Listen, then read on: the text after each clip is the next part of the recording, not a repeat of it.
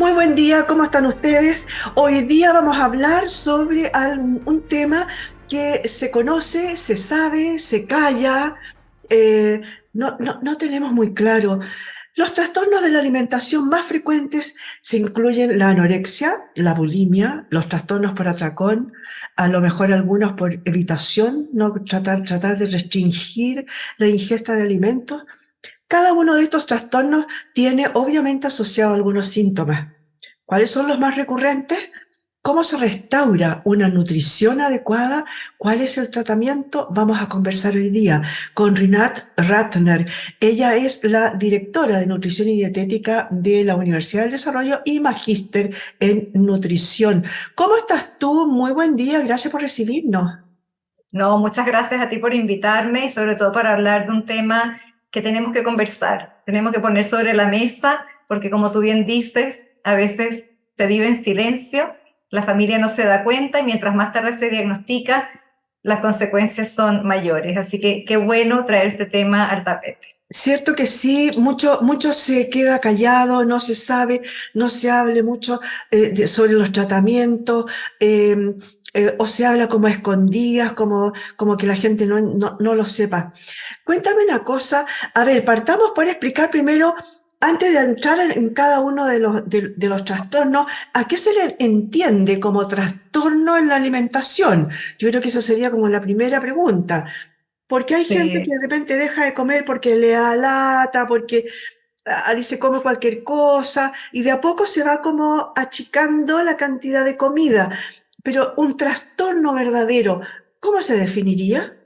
Bueno, un trastorno de la conducta alimentaria es realmente una afección psiquiátrica que cumple con ciertos criterios diagnósticos que están todos detallados en un manual que es el DSM-5, que es un manual en el cual se identifica, se dictan cuáles son los criterios diagnósticos de distintas patologías mentales, entre ellas los trastornos de la conducta alimentaria.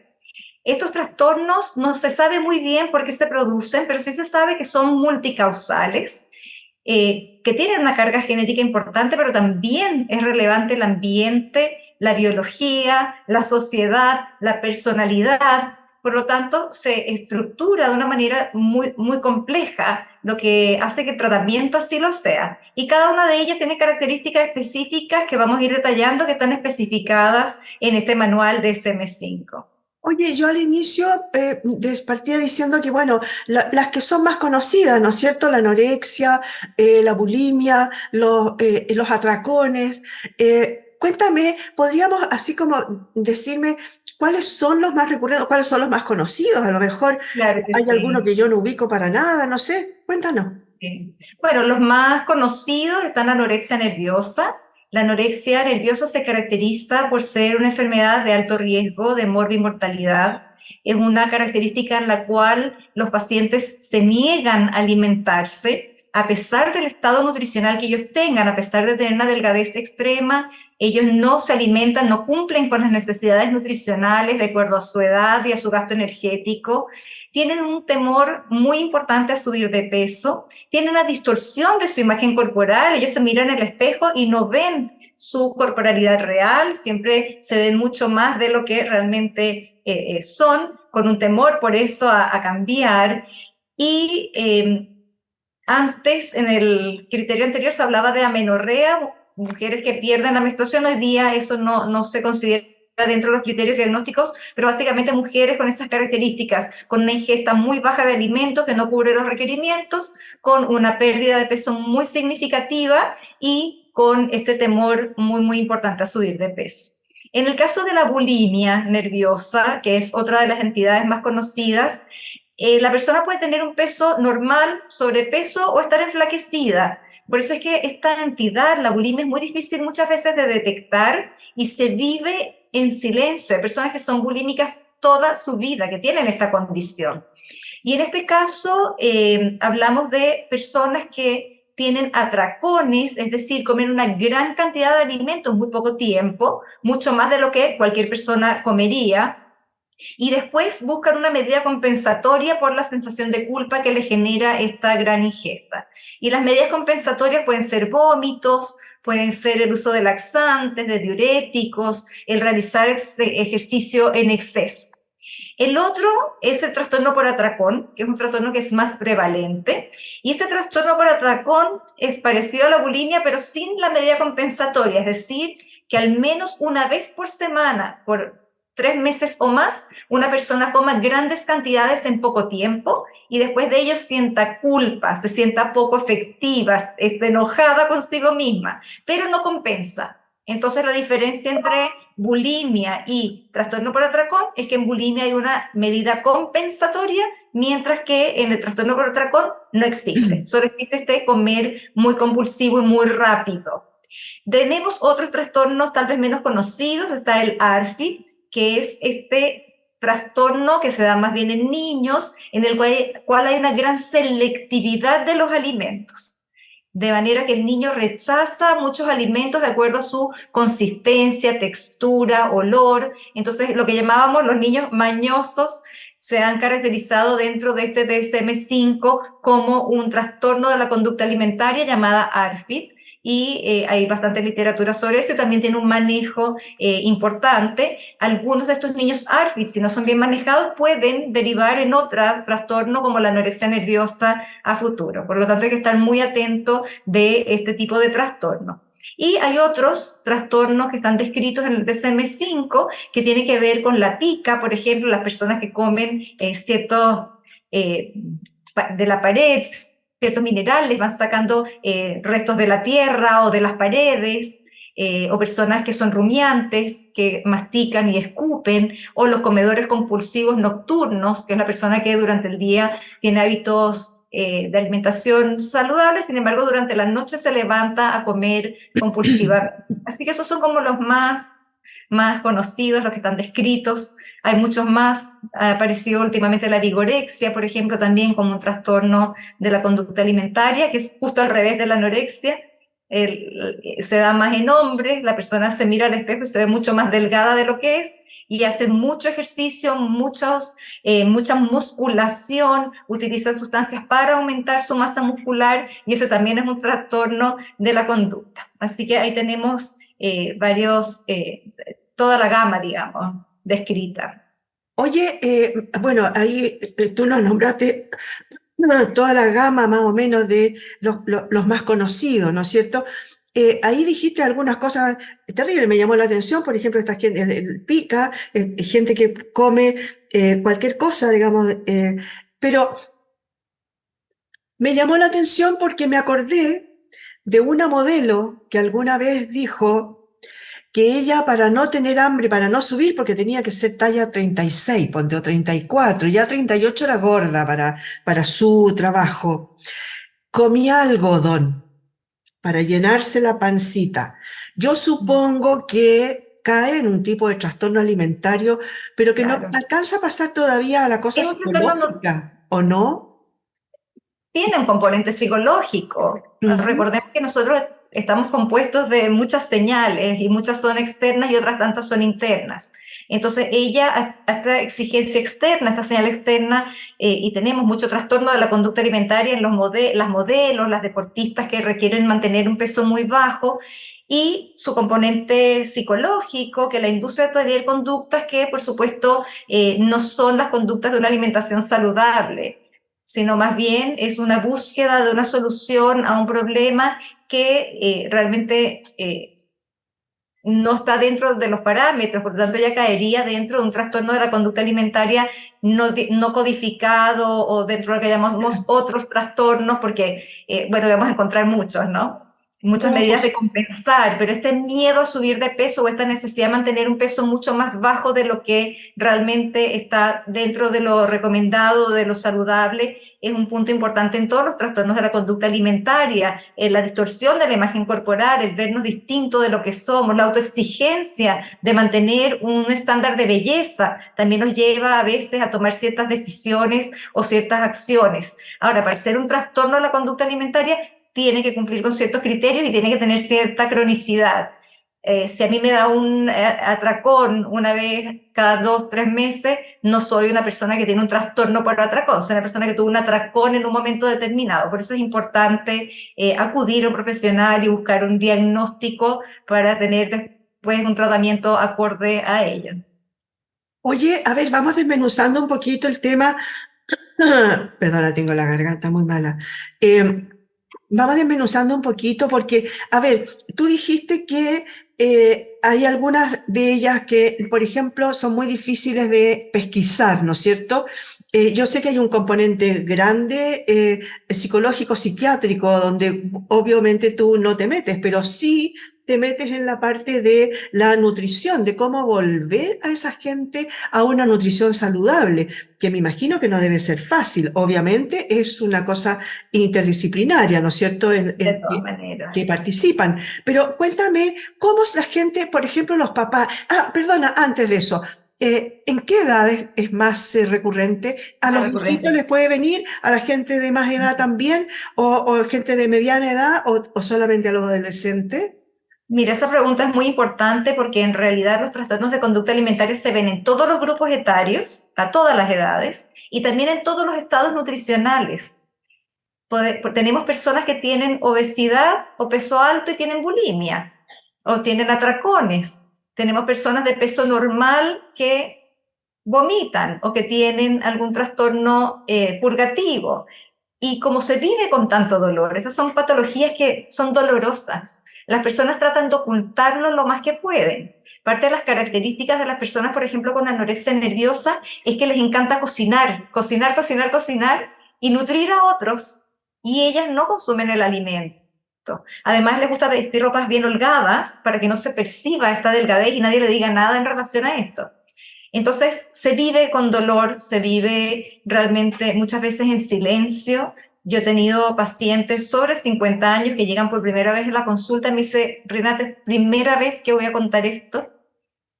Y te lo cuentan desde el dolor. Es un dolor profundo y muchas veces deciden salir adelante porque cambian de pareja, por ejemplo, porque pasa algo importante en la familia, pero tenemos que estar atentos y preventivos, independiente de lo que tú decías, puede ser a cualquier edad así. ¿Dónde es más prevalente? En la adolescencia. Ahí es donde se gatillan y vemos el mayor porcentaje, la mayor prevalencia está en la población juvenil, hablamos de 13, 14 años, 12, 13, 14, y hoy día se ha adelantado. Lamentablemente, vemos ya niñas de 10 años que pueden estar con algún trastorno de la conducta alimentaria, y hay mujeres adultas en las que se puede gatillar una anorexia nerviosa o un cuadro bulímico. Sí es mucho más prevalente en mujeres que en hombres, Oye, pero bueno, yo me imagino que eso debe ser por el tema de los cánones de belleza, ¿no es cierto?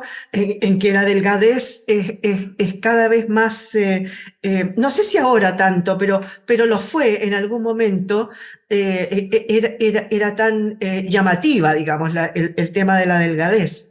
bueno, Eh, todo partió con la Twiggy. ¿Hace cuántos años de eso? Exactamente, exactamente, en que eran sus piernas eran unos palitos con las rodillas que se le asomaban por los lados. Así Y es, una valoración. eso es muy fácil de encontrar. Una mamá se puede dar cuenta de lo que está pasando, pero no así de la bulimia. ¿Cuáles son, por ejemplo, los índices que puede a un papá, una mamá, un apoderado, o los tíos, la familia, darse cuenta y decir, algo está pasando aquí? Más allá de querer mantenerse en una línea, comer poquito, para mantener su figura. Bueno, nosotros vemos primero una valoración muy importante del cuerpo y de la belleza. Personas que están muy pendientes, muy atentas y le dan una alta valoración a su propio cuerpo.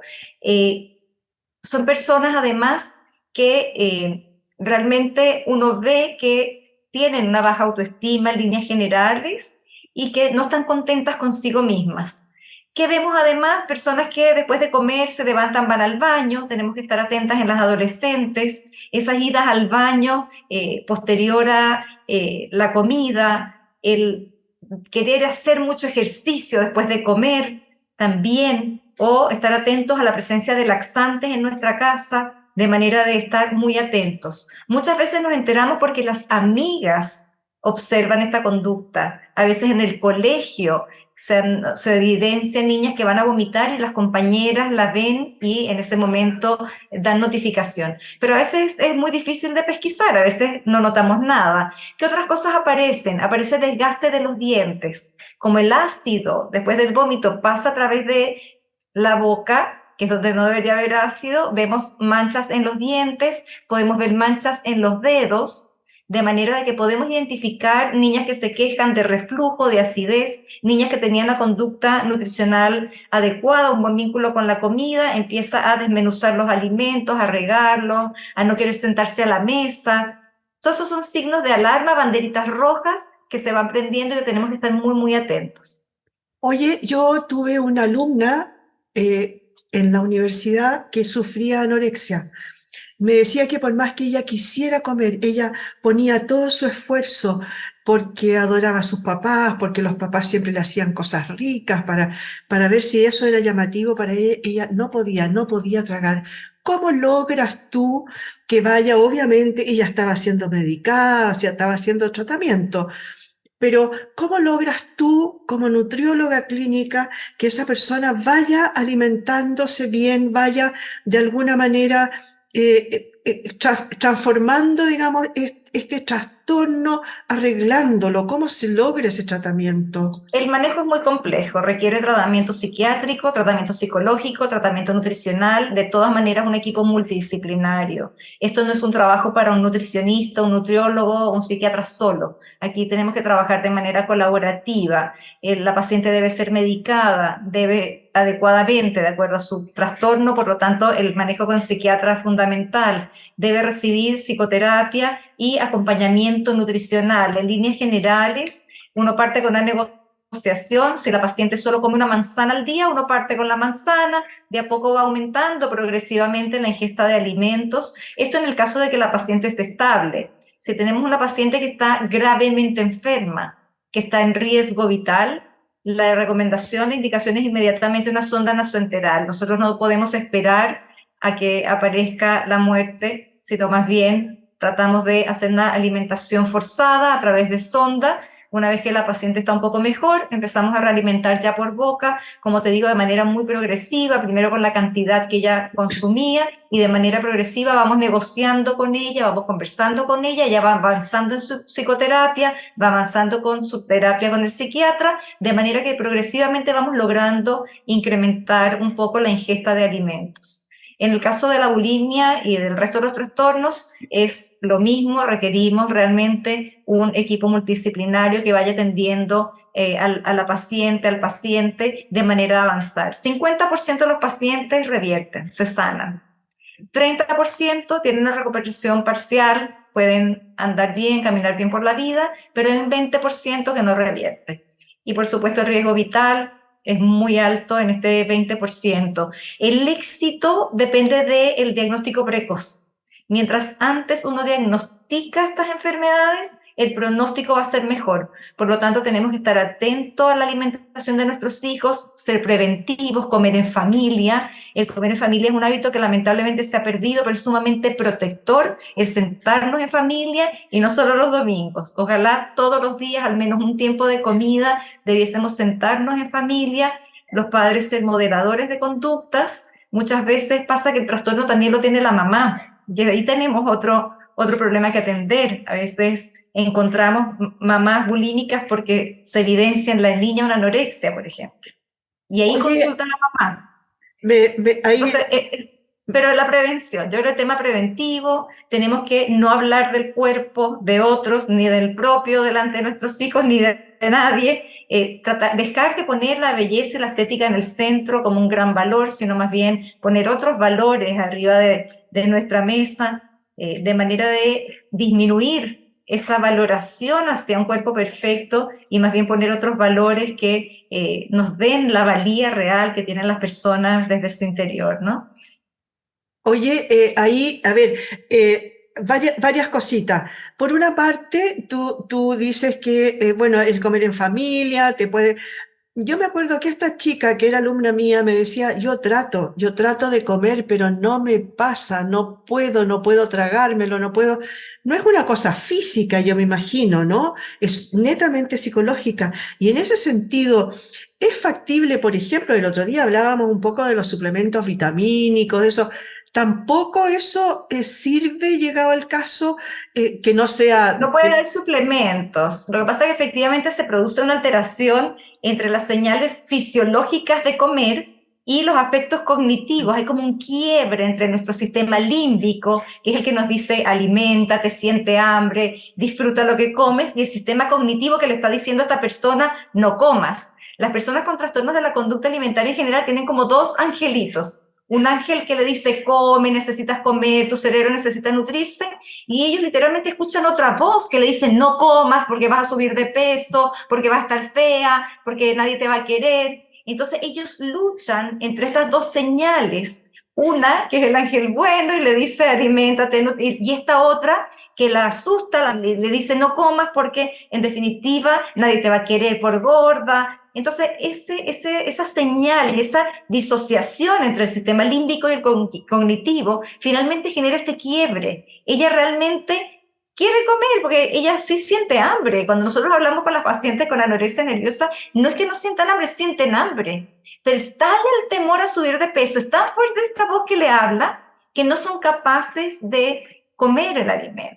Entonces, lo que se trabaja en psicoterapia, que es bien sanador, yo creo que es algo que sí o sí tiene que estar en el tratamiento, igual que el resto de los profesionales, empieza a sanar este cerebro.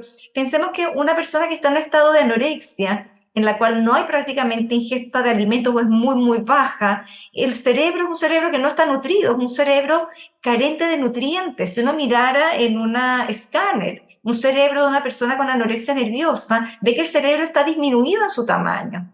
Hablábamos la otra vez sobre los nutrientes para el cerebro, y un cerebro malnutrido no puede pensar bien, no puede elegir bien si comer o no. Entonces llegamos a un punto en el cual tenemos que sí o sí hospitalizar a estas pacientes para que empiecen a recibir nutrientes y el cerebro empiece a funcionar de manera correcta, y recién ahí podemos conversar con ella. Te estamos hablando de una situación bien extrema.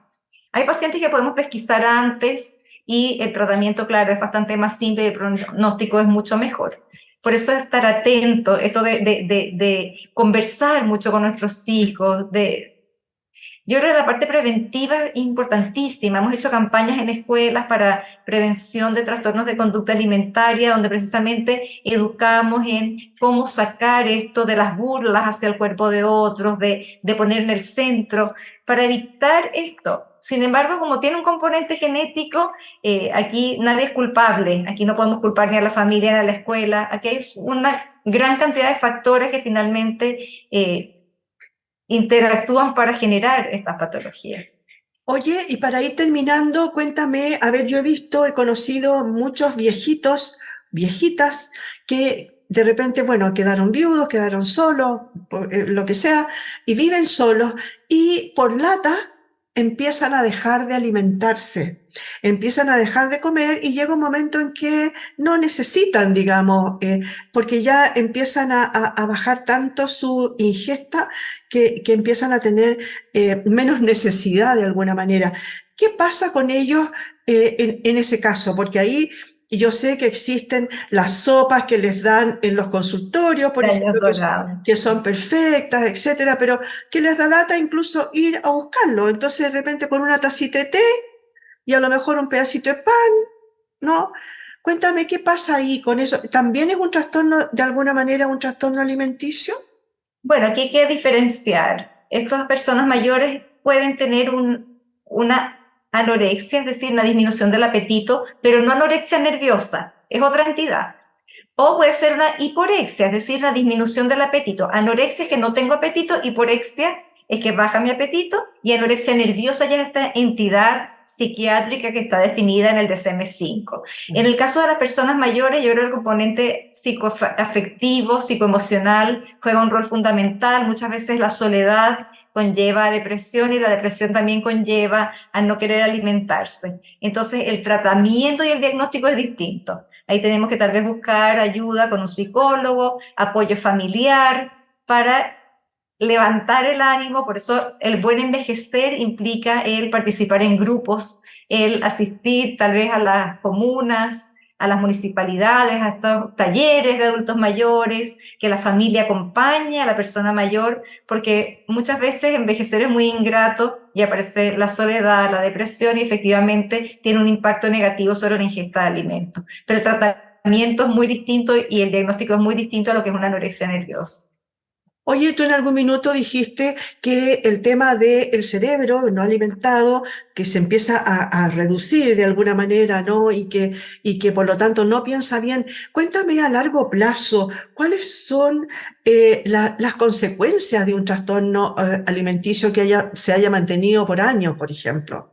Bueno, hay un punto de no retorno, hay un punto en el cual no se puede recuperar las consecuencias, las secuelas de este déficit de nutrientes tan prolongado. Por eso es que el diagnóstico precoz es tan importante. Hay que hacer pesquisas, ojalá en las escuelas, hacer pesquisas. Sabemos que el grupo poblacional de más alto riesgo es el de adolescentes, sobre todo adolescentes mujeres. Hoy día también se ha visto un aumento en la prevalencia de hombres, pero tenemos que estar atentos a hacer pesquisas, a hacer campañas. Las amigas, si ven alguna compañera que está atravesando una situación con esta, no quedarse calladas, por favor, avisar inmediatamente a algún adulto que pueda ayudar, porque si pesquisamos tempranamente, si ustedes ayudan a sus amigas y avisan oportunamente a la familia, avisan oportunamente al colegio, vamos a poder lograr revertir lo que está pasando con la chica o el chico. Pero si dejamos pasar, nos hacemos la vista gorda, en definitiva, esta persona, mientras más años pasen con su trastorno, las secuelas van a ser menos reversibles. Vamos a tener consecuencias que no vamos a poder dar solución. Por lo tanto, es importantísimo, importantísimo el trabajo en equipo, colaborativo, el estar atento y el notificar. A veces pasa que las chicas no saben qué hacer con esta información. A mí me han llegado correos anónimos de estudiantes nuestras de la universidad diciéndome, profe, alguien está vomitando en el baño y no sé qué hacer con esto. Entonces, avisar, notificar es importantísimo porque las amigas muchas veces ven más, muchas veces que la familia o que los profesores o los encargados de la educación de estas personas. Entonces, estar atento, comunicar, y hacer pesquisas tempranas. Eso es lo que va a permitir que las personas realmente puedan sanar. Y en el caso que esté la patología, tienen que consultar un equipo multidisciplinario que esté calificado para hacerlo y además hay equipos de autoayuda, equipos de familias que tienen este mismo problema y se colaboran unos a otros de manera que es importante hacer redes. Ojalá conectarse a redes porque es una enfermedad crónica larga y en la cual se requiere apoyo por parte de la sociedad, de la familia, de la comunidad. Y como tú dijiste, dijimos antes, se vive con dolor y se vive en silencio, así que hay que estar atento. Muchas gracias, Rinat, por haber estado hoy día con nosotros. En este cuarto episodio sobre nutrición y dietética, conversamos con ella, magíster en nutrición clínica, directora de nutrición y dietética de la Universidad del Desarrollo, y conversamos obviamente sobre los trastornos alimenticios. Muchas gracias por haber estado hoy día en este punto de encuentro. Gracias, Miriam.